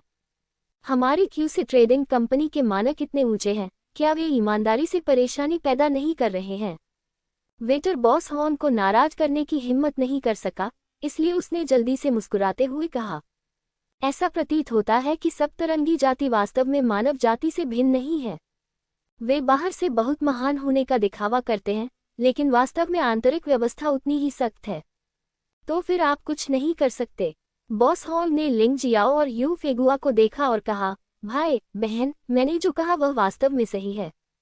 हीलिंग पिल्स और क्यूई बिल्डिंग पिल्स बुनियादी गोलियां हैं जिन्हें क्यूसी ट्रेडिंग कंपनी बिल्कुल नहीं बेचती है। आप सामने वाली फार्मेसी में क्यों नहीं जाते? क्या होगा यदि यह एक उपचारात्मक गोली और एक क्यूई बढ़ाने वाली गोली है जो उत्तम गुणवत्ता की है और आत्मा क्षेत्र की 10वें स्तर पर योद्धाओं के लिए प्रभावी है? लिंग जियो ने देखा कि बॉस हॉर्न की बातें काम कर रही थी, इसलिए उसने कहा। ये सुनकर न केवल उस आदमी बल्कि बॉस हॉर्न के चेहरे पर भी काफी बदलाव आ गया। क्या आपके पास सचमुच ऐसा अमृत है? वह उत्साहित था। निश्चित रूप से। लिंग जियाओ ने सिर हिलाया। बहुत बढ़िया, अगर यह सचमुच आपके पास है तो मुझे बेच दीजिए। एक गोली के बदले मैं तुम्हें 1000 निम्न श्रेणी के आध्यात्मिक क्रिस्टल दूंगा। कैसे? बॉस हॉर्न ने जल्दी से कहा। बॉस हॉर्न, मूर्ख मत बनो। वे झूठे लगते हैं। आपको ऐसी अच्छी चीजें कहाँ मिलती हैं? उस आदमी ने याद दिलाया। बॉस हॉर्न एक पल के लिए हिचकिचाए और मुस्कुराते हुए बोले, मैं स्वीकार करता हूँ कि मुझे नुकसान हुआ है और धोखा दिया गया है। भाई, अगर तुम ये तलवार खरीदना चाहते हो तो मैं तुम्हारे लिए खरीद लूंगा। इसे अधिग्रहण शुल्क के रूप में कैसे गिना जाएगा? बेशक ये सबसे अच्छा है। लिंग जियाओ ने सिर हिलाया। यार, तुम अभी भी क्या कर रहे हो? कुछ ले लो और अपना कार्ड स्वाइप करो। 1 लाख निम्न श्रेणी के आध्यात्मिक क्रिस्टल, है ना? बॉस हॉर्न यह माल का निरीक्षण नहीं करना चाहता। यदि लिंग जियो के पास वास्तव में उस स्तर की गोलियां होती और वह उनका यहाँ निरीक्षण करता तो उसे कई प्रतिस्पर्धियों का सामना करना पड़ता। लिंग जियो को भी भीड़भाड़ से डर लगता था, इसलिए उसे कोई आपत्ति नहीं थी। उस आदमी ने तलवार बॉस हॉर्न को दे दी। बॉस हॉर्न ने लिंग जियो और यू फांगहुआ को क्यूसी ट्रेडिंग कंपनी से बाहर निकाल दिया। बॉस हॉर्न, क्या आपके दिमाग में चर्बी भर गई है? वे दोनों स्पष्ट रूप से झूठे हैं, फिर भी उन्हें बेवकूफ बनाया गया। बॉस हॉर्न को जाते देख वेटर बुदबुदाया, तुम बॉस हॉर्न की पीठ पीछे उनकी निंदा कर सकते हो। अचानक एक आवाज सुनाई दी। वह आदमी डर के मारे उछल पड़ा। युवा मास्टर, यह आवाज उसे बहुत परिचित लगी। किसी ट्रेडिंग कंपनी किसी पैलेस की संपत्ति है, और यह युवा आवाज क्यूसी ट्रेडिंग कंपनी का प्रभारी व्यक्ति, क्यूसी पैलेस का मुख्य शिष्य और क्यूसी पैलेस के मास्टर का बेटा है। चाहे उसकी पहचान कुछ भी हो, यह आदमी एक पल में बर्बाद हो सकता है। वह डर गया और जल्दी से घुटनों के बल बैठ गया। वह स्पष्ट रूप से बोल भी नहीं पा रहा था। युवा मास्टर, मैं गलत था, कृपया मुझे छोड़ दो, मैं फिर कभी ऐसा करने की हिम्मत नहीं करूंगा। वह आदमी दया की गुहार लगाने लगा। चुप रहो, युवा आवाज फिर से गूंजी। उन दो युवकों ने क्या कहा कि वे क्या बेचना चाहते थे? उन्होंने कहा कि वे उपचारात्मक गोलियां और QE बढ़ाने वाली गोलियां खरीदना चाहते थे, लेकिन वे उत्तम गुणवत्ता की थीं। इसके अलावा ये दिव्य आत्मा क्षेत्र के स्तर पर है। ऐसा कहा जाता है कि यह उन लोगों के लिए भी प्रभावी है जो दिव्य आत्मा क्षेत्र के 10वें स्तर पर हैं। उस आदमी ने जल्दी से जवाब दिया, क्या आपने इसे देखा है? युवा आवाज ने फिर पूछा। नहीं नहीं, उस आदमी को तुरंत बुरा लगा। चाहे कारण कुछ भी रहा हो, वह इस मामले में गलत था। उसने बिना देखे ही यह निष्कर्ष निकाल लिया कि वे दोनों लोग झूठे थे। आप कोई बड़ा सौदा चूक सकते हैं। आप जानते हैं, दानव ओएसिस में कोई भी आत्मा क्षेत्र में उत्तम गुणवत्ता वाली उच्च स्तरीय उपचार गोलियों और QE बढ़ाने वाली गोलियों को परिष्कृत नहीं कर सकता है। यह एक पूर्णतया दुर्लभ घटना है।